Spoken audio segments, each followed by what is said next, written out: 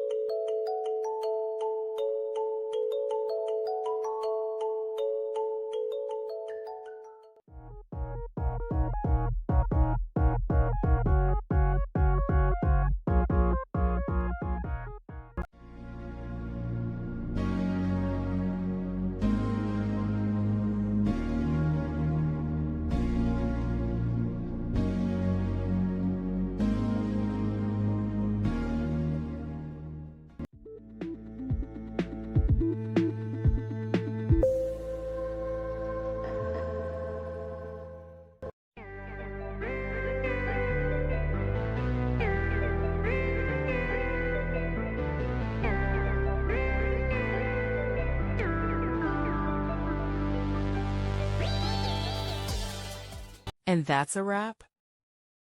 I hope you found the answer you were looking for.